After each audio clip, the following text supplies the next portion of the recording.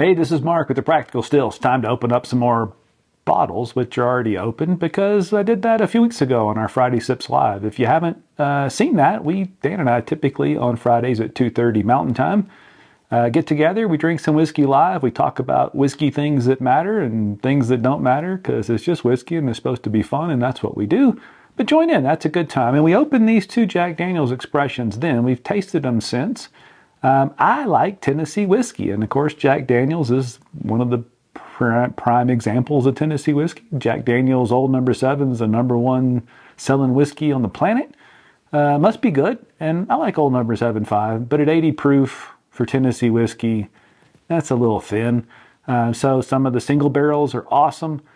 These are two new expressions. One is called Bonded, which is just what you think it is. It's a bottled and bond expression of Jack Daniel's whiskey. I don't know if it's any different than the one that's been around, the liter bottle that's been around travel retail for a while. Never got to taste that one.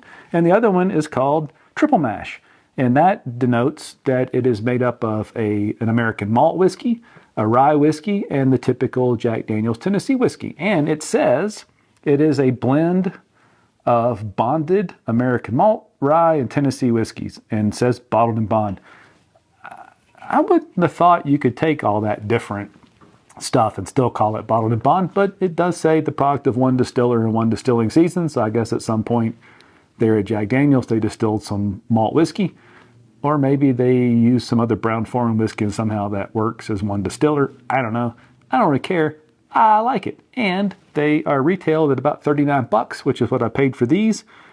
I'm super excited about it because I do, like I said, oh, by the way, doesn't really matter. I don't really care about packaging, but the old square bottle we're used to, a little different, embossed in the glass, the DSP number, the Jack Daniel's Distillery, on the back, established in the 1866. It's got a nice wooden topper with a natural cork, a nice fat natural cork, and a little detail on the bottom. I don't really care, but it is kind of nice.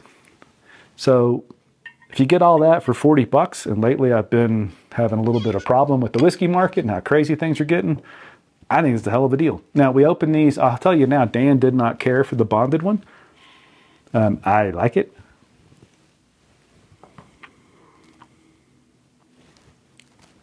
It's probably barely 4 years old, just old enough to be bottled and bond and to not need an age statement. I think it's delicious. It's what you really expect from a slightly amped up Jack Daniel's. I mean, it's caramel. There's definitely oak in it. A little spicy.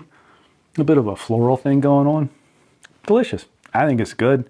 Of course, like all bottled and bond whiskeys, 100 proof.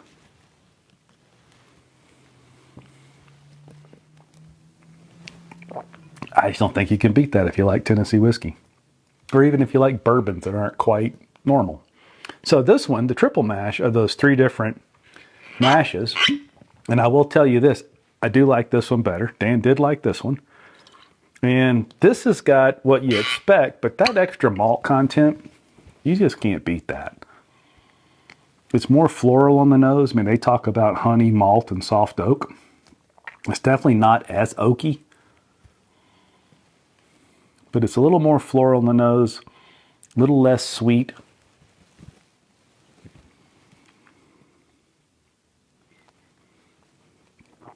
Less sweet on the nose, but it's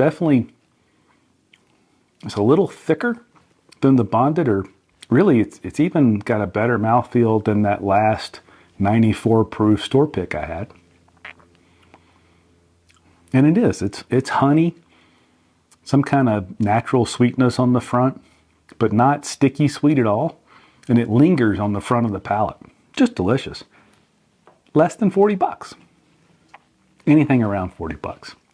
I think these are delicious. I think these are the kind of bottles we ought to be supporting. Not that Jack Daniel's or Brown-Forman particularly needs our support. They sell plenty of whiskey, but I want brands to use their size and their scale to present good, solid, delicious, enjoyable whiskeys at reasonable prices. And sure, is $40 really reasonable for this? I mean, shouldn't this be a $15 bottle of whiskey? I don't know. Economics says things are worth what people will pay for them, and they are paying a lot for them. But give these a try if you see them, and you should see them. They should be in wide release. Right now around here in Colorado, the bonded is everywhere. Triple mash a little harder to come by. A couple stores had it around $43.